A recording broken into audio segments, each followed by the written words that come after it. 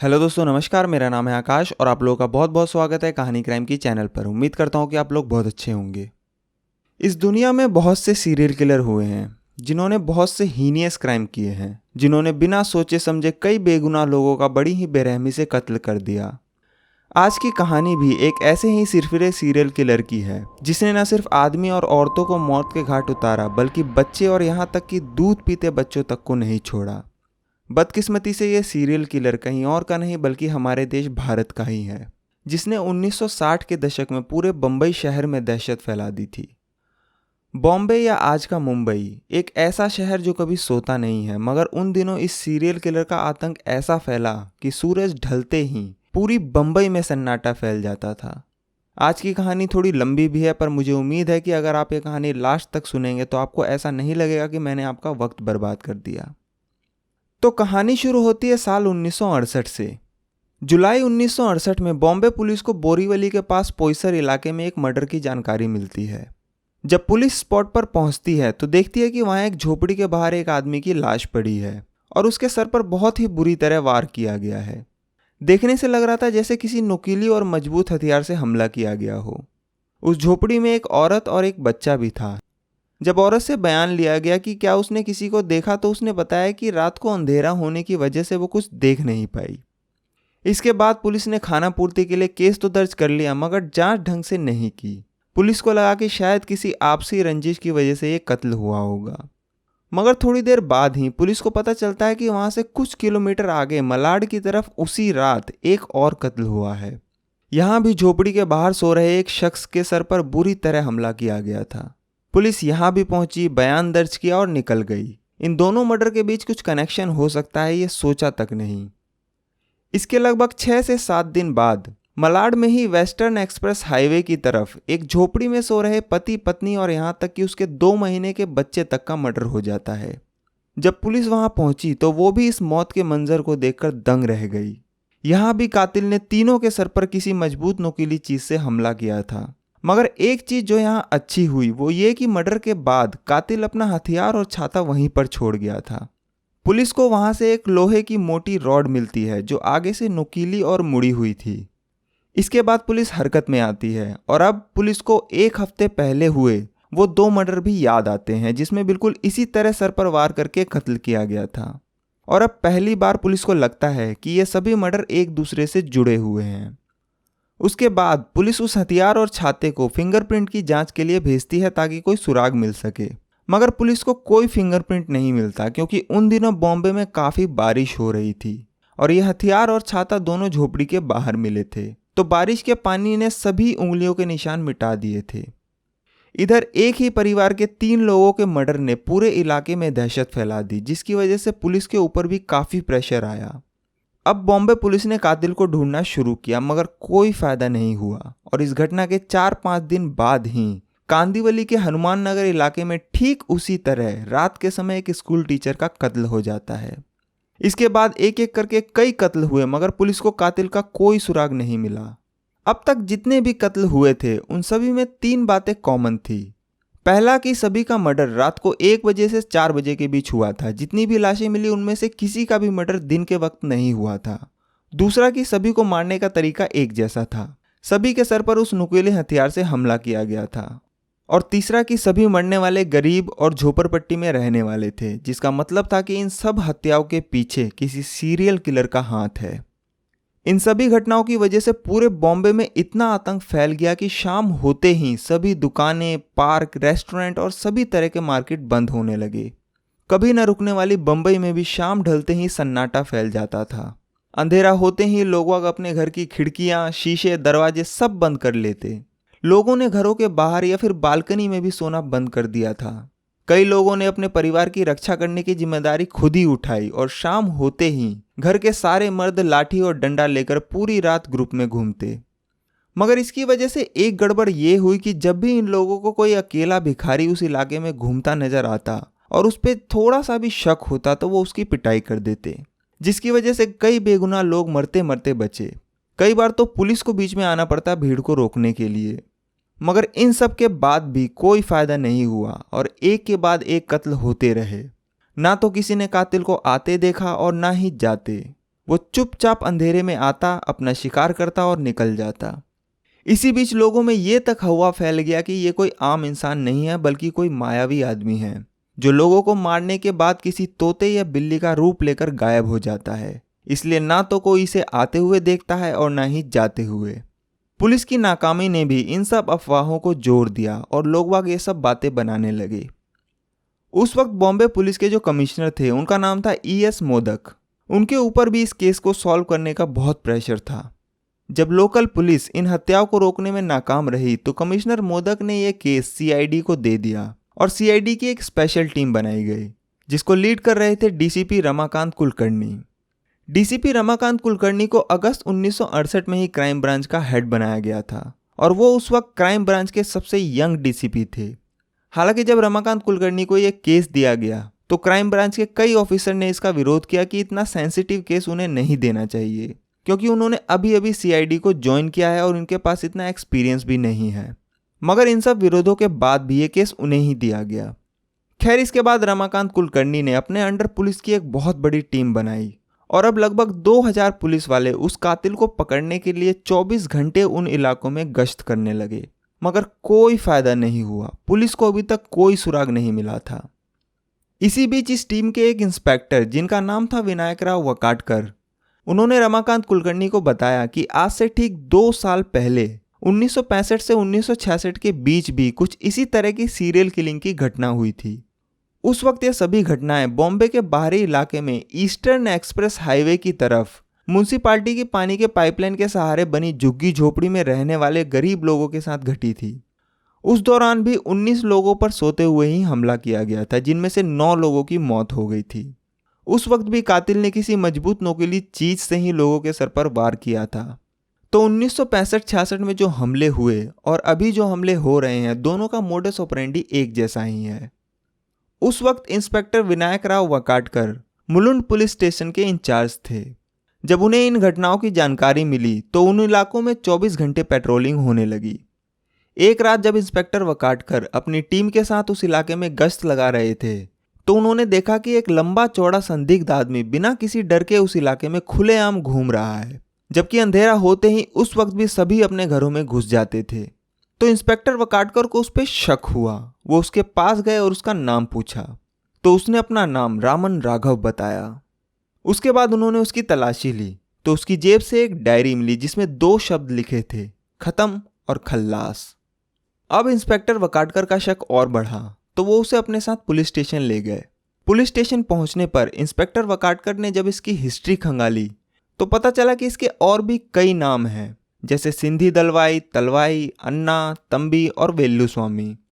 इसका जन्म 1929 में तमिलनाडु के तिरुनेलवेली जिले के अग्रेश्वर नेल्लूर गांव में हुआ था। बचपन से ही इसको चोरी चकारी की आदत लग गई थी और जब ये 20 साल का हुआ तो ये अपने गांव से भागकर बॉम्बे आ गया और एक मिल में कुछ महीनों तक काम किया। मगर चोरी करने की आदत इसने नहीं छोड़ी और एक बार इसी चोरी की वजह से ये पुलिस के हत्थे चढ़ा और पुलिस ने राघव को पकड़कर भायखला जेल भेज दिया। यहाँ मैं आपको ये बता दूं कि ये वही भायखला जेल है जहाँ ड्रग्स केस में रिया चक्रवर्ती को रखा गया था। खैर, जेल से निकलने के बाद भी राघव नहीं सुधरा और उसने फिर से कई चोरी और डकैती की, जिसके लिए वो एक बार 5 साल की कैद भी काट चुका था। ये सारी हिस्ट्री खंगालने के बाद इंस्पेक्टर वकाटकर अब रामन राघव से इन 9 कत्लों के बारे में पूछते हैं, मगर राघव कुछ नहीं बोलता। वो उसके ऊपर सारे टॉर्चर अपना लेते हैं पर वो अपना मुंह नहीं खोलता। जब इन सभी टॉर्चरों का रामन राघव पर कोई असर नहीं होता तो इंस्पेक्टर वकाटकर राघव को 2 साल के लिए बॉम्बे से तड़ी पार कर देते हैं और कहते हैं कि अगर वो अगले 2 सालों तक बॉम्बे में कहीं भी दिखा तो उसे सीधा पकड़कर जेल में डाल दिया जाएगा और फिर वो राघव को वहां से भगा देते हैं। इंस्पेक्टर वकाटकर ने बताया कि राघव को बॉम्बे से तड़ी पार करने के अचानक बाद ही वहां हो रहे हमलों का सिलसिला भी रुक गया था और उन 19 हमलों के बाद दूसरा वैसा और कोई हमला नहीं हुआ था। मगर इसके 2 साल बाद ही 1968 में ये हमले फिर से शुरू हो चुके थे। डीसीपी रमाकांत कुलकर्णी को जैसे ही 1965-66 की इन घटनाओं और रामन राघव के बारे में पता चला तो उन्हें यकीन हो गया कि इन सभी हमलों के पीछे रामन राघव का ही हाथ है और वो 2 साल बाद दोबारा बॉम्बे आ चुका है। उन्होंने तुरंत रामन राघव के सारे रिकॉर्ड्स मंगवाए। उस रिकॉर्ड्स में राघव के फिंगरप्रिंट्स, फोटो और उससे जुड़ी सारी जानकारी थी। इसके बाद उन्होंने राघव की फोटो सभी पुलिस स्टेशन में भिजवा दिया और ये अलर्ट किया कि ये आदमी जहां भी दिखे इसे फौरन गिरफ्तार करें। अब पूरा पुलिस महकमा रामन राघव की तलाश में जुट गया। इसी बीच राघव ने 25 और 26 अगस्त 1968 की रात में मलाड के चिंचोली में लालचंद यादव और दुलार यादव नाम के 2 लोगों का मर्डर और कर दिया। उसके बाद क्राइम ब्रांच की एक टीम वहां पहुंची और खुशकिस्मती से वहां से उन्हें कातिल के फिंगरप्रिंट मिल गए। उसके बाद इन फिंगरप्रिंट्स को रामन राघव की फाइल से मैच किया गया और ये दोनों फिंगरप्रिंट्स मैच हो गए। अब ये कंफर्म हो गया था कि ये जो सीरियल किलिंग के मामले इतने दिनों से चल रहे हैं उसमें रामन राघव का ही हाथ है। मगर राघव गायब था और पुलिस ने अपने सारे घोड़े खोल दिए उसे ढूंढने के लिए। बॉम्बे की हर पुलिस अपने हाथों में राघव की फोटो लेकर पूछताछ कर रही थी, मगर कोई कामयाबी नहीं मिली। एक बार पुलिस राघव को ढूंढते ढूंढते पोईसर के बाहरी इलाके में पहुंची। वहां जब पुलिस ने यह फोटो मंजुलाबाई दलवी नाम की एक औरत को दिखाई तो वो ये फोटो देखते ही उसे पहचान गई। वो बोली कि ये तो अन्ना है और आज सुबह ही उसने उसे देखा था जब वो कुएं से पानी भरने गई थी। पुलिस ने जैसे ही मंजुलाबाई की ये बात सुनी उनकी आंखें चमकने लगी। उसके बाद पुलिस ने जब उससे पूछा कि उसे पता है कि राघव कहाँ रहता है तो उसने कहा कि ये तो मुझे मालूम नहीं कि वो कहाँ रहता है, मैंने आज खुद कई दिनों बाद अन्ना को यहाँ देखा था। फिर पुलिस ने उससे पूछा कि जब उसने राघव को देखा तो उसका हुलिया कैसा था और उसने कैसे कपड़े पहन रखे थे। तो मंजुलाबाई ने बताया कि आज सुबह जब उसने अन्ना को देखा तो उसने एक नीली शर्ट, खाकी रंग की हाफ पैंट और ब्राउन कलर के कैनवास के जूते पहन रखे थे और हाँ, अन्ना के हाथ में एक छतरी भी थी। बॉम्बे पुलिस को जैसे ही ये जानकारी मिली उसने फौरन ही वायरलेस के जरिए सभी पुलिस स्टेशन में ये मैसेज फैला दिया कि अगर इस हुलिये का कोई भी संदिग्ध आदमी दिखे तो उसे फौरन गिरफ्तार करें। पुलिस उस पूरे दिन और रात भर उन एरिया की खाक छानती रही जहां राघव को आखिरी बार देखा गया था, मगर राघव उन्हें नहीं मिलता। अगले दिन 27 अगस्त 1968 को एलेक्स फियालो नाम के एक सब इंस्पेक्टर को एक आदमी नीली शर्ट, खाकी हाफ पैंट और ब्राउन कलर के जूते पहने भेंडी बाजार के आसपास घूमता हुआ दिखता है। उसके हाथ में एक छतरी भी थी जो कि गीली थी और उसके जूतों में कीचड़ लगा था। इसका मतलब था कि वो कहीं दूर से आया है जहां बारिश हुई थी, क्योंकि उस दिन भेंडी बाजार के आसपास कोई बारिश नहीं हुई थी। तो सब इंस्पेक्टर एलेक्स फियालो को लगता है कि यही रामन राघव है, मगर फिर भी वो एक बार उसे पास जाकर कंफर्म करना चाहते थे, क्योंकि जरूरी नहीं है कि ऐसे कपड़े सिर्फ रामन राघव ही पहने। जब सब इंस्पेक्टर एलेक्स फियालो उसके नज़दीक जाते हैं तो देखते हैं कि उसके कपड़ों पर कुछ खून के छींटों के निशान हैं। उसके बाद वो उसकी तलाशी लेते हैं तो उसके पास से 2 चश्मे, 2 कंघे, 2 कैंचियाँ, एक अगरबत्ती जलाने का स्टैंड, साबुन, लहसुन, चाय की पत्ती और 2 कागज मिलते हैं जिसमें कुछ नंबर लिखे हुए थे। फिर सब इंस्पेक्टर उसका नाम पूछते हैं तो वो बोलता है सिंधी दलवाई। एलेक्स फियालो को याद आता है कि रामन राघव का एक नाम सिंधी दलवाई भी है। उसके फौरन बाद वो उसको अपने साथ पुलिस स्टेशन चलने को कहते हैं। राघव बिना कोई विरोध किए चुपचाप उनके साथ चल देता है। पुलिस स्टेशन पहुंचने के बाद एलेक्स फियालो अपने सीनियर को इसकी जानकारी देते हैं। ये सुनते हैं कि रामन राघव पकड़ा गया है, फौरन क्राइम ब्रांच के लोग वहां पहुंच जाते हैं और सबसे पहले उसकी उंगलियों के निशान लेते हैं और फिर मलाड चिंचोली मर्डर स्पॉट से मिले फिंगरप्रिंट से मिलान करते हैं। ये दोनों फिंगरप्रिंट मैच हो जाते हैं और दोनों फिंगरप्रिंट मैच होते ही उसी दिन 27 अगस्त 1968 को सीआईडी ऑफिशियली रामन राघव की गिरफ्तारी की खबर रिलीज कर देती है। तो इतने दिनों से जिस सीरियल किलर ने पुलिस की नाक में दम कर रखा था, फाइनली वो अब पुलिस के कब्जे में था। इसके बाद रामन राघव के पकड़े जाने की खबर जंगल की आग की तरह लोगों में फैलती है। उसी दिन शाम होने तक तकरीबन 2000 से भी ज्यादा लोग बॉम्बे पुलिस कमिश्नर और क्राइम ब्रांच के ऑफिस के बाहर जश्न मनाने लगते हैं। रामन राघव की गिरफ्तारी से पुलिस कमिश्नर ES मोदक इतने खुश होते हैं कि वो सब इंस्पेक्टर एलेक्स फियालो को 1000 रुपये का इनाम देने की घोषणा कर देते हैं। अब रामन राघव तो पकड़ा गया, मगर पुलिस और क्राइम ब्रांच के सामने चैलेंज ये था कि उसका गुनाह कैसे कबूलवाया जाए, क्योंकि 2 साल पहले भी जब उससे पूछताछ हुई थी तो उसने अपना मुंह नहीं खोला था। खैर, इसके बाद उससे पूछताछ शुरू हुई और उससे कई सवाल पूछे गए, मगर वो चुपचाप बैठा रहा। पुलिस को पता था कि इस पर मारपीट का भी कोई असर नहीं होने वाला, इसलिए उन्होंने प्यार से भी उसे अपना गुनाह कबूल करने को कहा, मगर वो कुछ नहीं बोला। राघव का इंटेरोगेशन करते करते 2 दिन बीत गए। पुलिस ने उसके साथ सारे हथकंडे अपना लिए, मगर उसने अपना मुंह नहीं खोला। आखिर में थक हार कर किसी पुलिस वाले ने उससे ऐसे ही पूछ लिया कि अगर उसे कुछ चाहिए तो वो बताए। रामन राघव बिना एक पल गवाए 2 दिन बाद पहली बार बोला, मुर्गी। उसके बाद वहीं पास के एक होटल से उसके लिए चिकन करी मंगाई गई और उसे दी गई।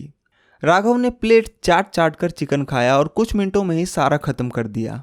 उसके बाद उससे फिर पूछा गया, और कुछ चाहिए? तो वो दोबारा बोला, मुर्गी। फिर उसके लिए दोबारा चिकन मंगाया गया और चिकन खत्म होने के बाद एक बार फिर उससे पूछा गया कि उसे और कुछ चाहिए तो बता दे। तो वो बोला उसे नारियल का तेल, कंघी और शीशा चाहिए और एक वेश्या भी चाहिए, वो उसके साथ सोना चाहता है। मगर उसकी वेश्या वाली ख्वाहिश को मना कर दिया गया क्योंकि कानून इसकी इजाज़त नहीं देता। मगर हाँ, उसके लिए नारियल तेल, शीशा और कंघे का जरूर इंतजाम किया गया।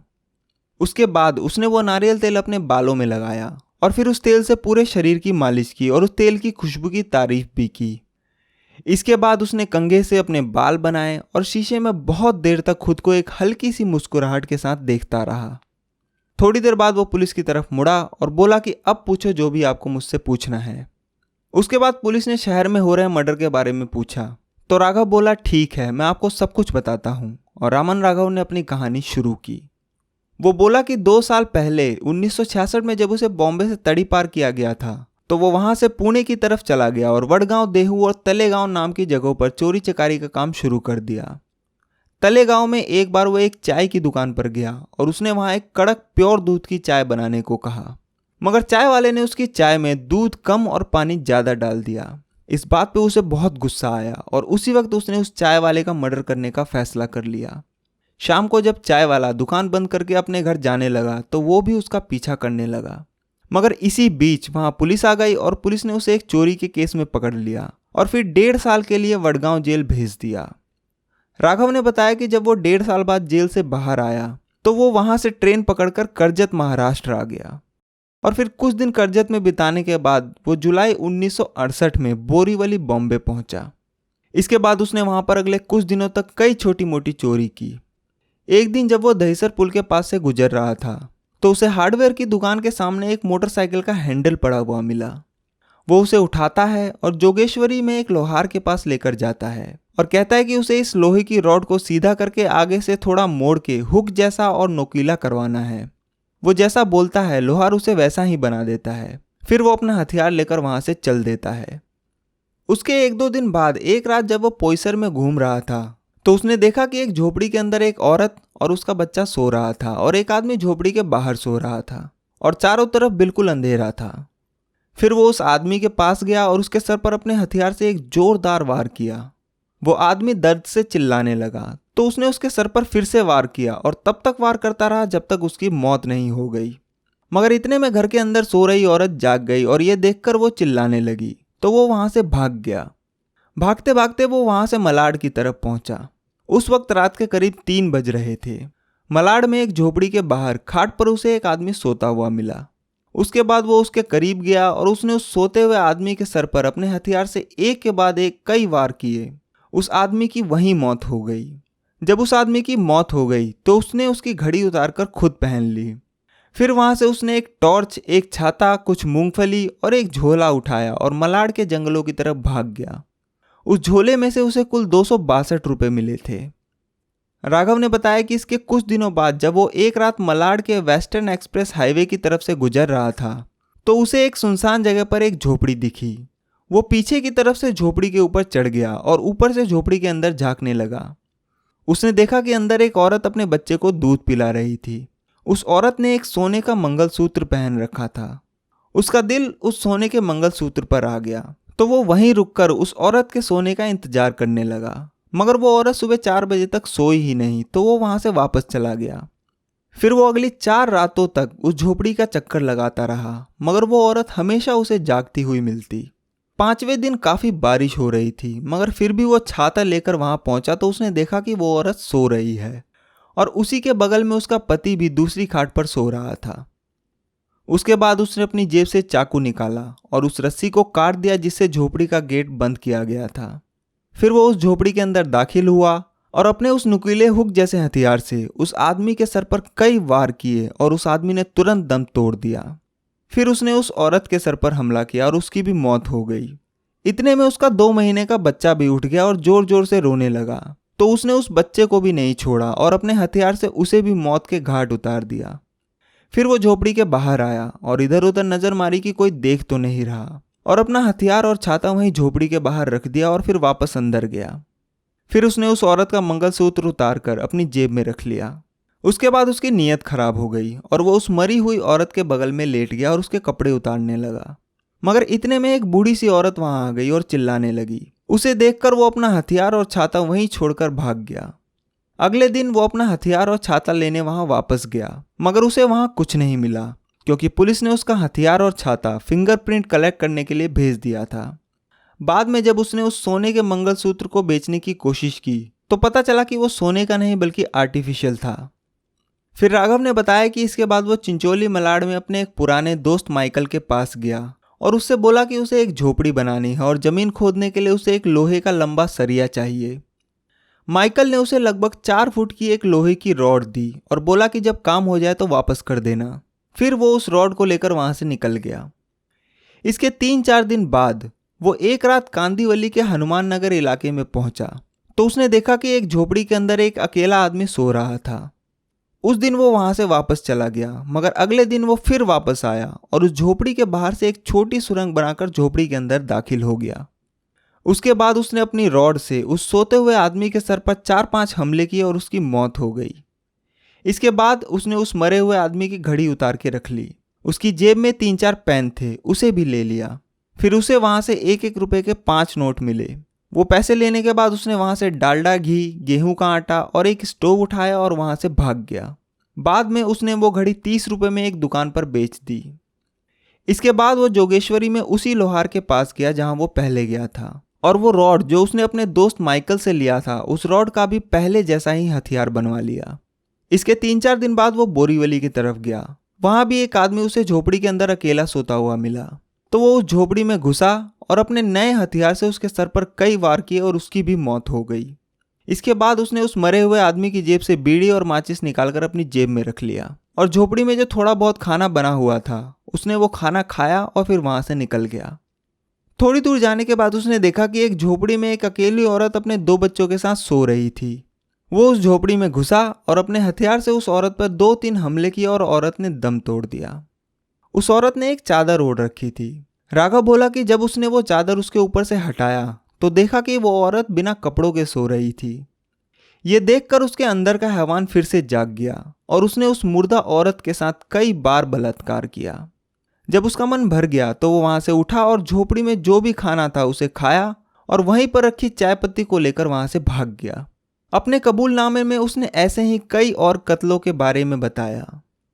फिर जब पुलिस ने राघव से 2 साल पहले एक के बाद एक लगातार हो रहे मर्डर के बारे में पूछा तो उसने कहा कि हाँ, वो सभी मर्डर उसी ने किए थे और 1965-66 के बीच उसने लगभग 24 मर्डर किए थे और कुल मिलाकर उसने अपने कबूलनामे में 41 मर्डर करने की बात को कबूला। उसने बताया कि ये मर्डर 41 से भी ज़्यादा हो सकते हैं, पर अभी फिलहाल उसे इतना ही याद है। जब पुलिस ने उससे पूछा कि उसने इतने सारे लोगों को क्यों मारा तो वो बोला कि ये सब गंदे लोग थे और भगवान ने मुझे इन सबको मारने के लिए कहा था।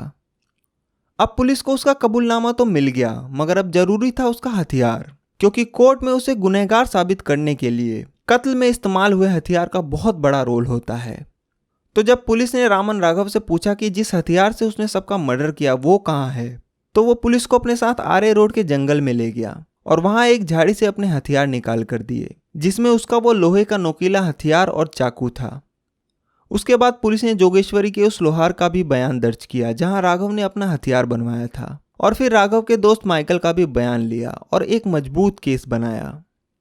रामन राघव के पकड़े जाने के लगभग 10 महीने बाद 2 जून 1969 को कोर्ट में राघव का मुकदमा शुरू होता है। मगर मुकदमा शुरू होते ही डिफेंस के वकील पी.वी. पवार राघव के बचाव में बोलते हैं कि रामन राघव की दिमागी हालत ठीक नहीं है। उसने जब भी कोई कत्ल किया तो उसे यह मालूम ही नहीं था कि वो क्या कर रहा है और वो इस लायक नहीं है कि अपने ऊपर लगे इन इल्जामों को डिफेंस कर सके। मगर सरकारी वकील M.B. वोरा ने डिफेंस की सभी बातों का विरोध किया। दोनों वकीलों की बात सुनने के बाद कोर्ट ने रामन राघव को दिमागी चेकअप के लिए बॉम्बे के पुलिस सर्जन के पास भेजा, जिन्होंने अगले 3 हफ्ते तक राघव की दिमागी हालत को परखा और फिर कोर्ट में अपनी रिपोर्ट भेजी। इस रिपोर्ट में उन्होंने बताया कि राघव की दिमागी हालत बिल्कुल ठीक है और उसने जो भी किया उसे पता था वो क्या कर रहा है। इस रिपोर्ट और सभी दलीलें सुनने के बाद कोर्ट के जज सीटी दीघे ने रामन राघव उर्फ सिंधी दलवाई को दोषी करार दिया और उसे मौत की सजा सुनाई। इसके बाद यह केस हाईकोर्ट पहुंचा। वहां भी राघव के बचाव पक्ष की तरफ से यही दलील दी गई कि इसकी दिमागी हालत ठीक नहीं है। तो हाईकोर्ट ने 3 साइकेट्रिस्ट की एक टीम बनाई जिन्होंने रामन राघव के कई इंटरव्यू लिए और अपनी रिपोर्ट में उन्होंने कहा कि राघव क्रोनिक पैरानॉइड सिजोफ्रेनिया नाम की एक बीमारी से ग्रस्त है, जिसमें कि इंसान को यह पता नहीं होता कि वो जो कर रहा है वो सही है या गलत। जब ये रिपोर्ट कोर्ट में पेश की गई तो हाईकोर्ट ने 4 अगस्त 1987 को रामन राघव की मौत की सजा को उम्र कैद में बदल दिया और उसे पुणे की यरवदा जेल भेज दिया गया। और फिर इसके 8 साल बाद 1995 में किडनी फेल होने की वजह से ससून हॉस्पिटल में रामन राघव की मौत हो गई। पूरी दुनिया में अब तक जितने भी खूंखार और बड़े सीरियल किलर हुए हैं उनमें आज भी रामन राघव का नाम शामिल है। आज 2021 में उस घटना को हुए 50 साल से भी ज़्यादा हो गए, मगर कई लोग और बच्चे जो 1965 से 1968 के दौरान बॉम्बे में थे वो आज भी इसे याद करके कांप जाते हैं, क्योंकि उन दिनों पूरे बॉम्बे या आज की मुंबई में आतंक का सिर्फ एक ही नाम था और वो नाम था रामन राघव। रामन राघव के ऊपर कई किताबें लिखी गई, कुछ फिल्में भी बनी, जिनमें कि एक रामन राघव 2.0 है, जिसमें नवाजुद्दीन सिद्दीकी ने रामन राघव का तो नहीं मगर उससे इंस्पायर्ड एक सीरियल किलर का जबरदस्त रोल निभाया है। तो ये थी कहानी एक सन की सीरियल किलर रामन राघव की। मुझे उम्मीद है कि आप सभी लोगों को ये कहानी जरूर पसंद आई होगी। अगर आपको कहानी पसंद आई हो तो इसे लाइक करें और कमेंट करके बताएं कि आपको कहानी कैसी लगी और इसे ज़्यादा से ज़्यादा शेयर करें और चैनल को सब्सक्राइब करके बेल आइकन को जरूर दबाएं ताकि आप मेरी कोई भी कहानी मिस ना करें और इस चैनल के साथ ऐसे ही जुड़े रहें। मैं आपसे मिलूंगा अगली कहानी में, तब तक के लिए अपना ख्याल रखिए। Thank you very much.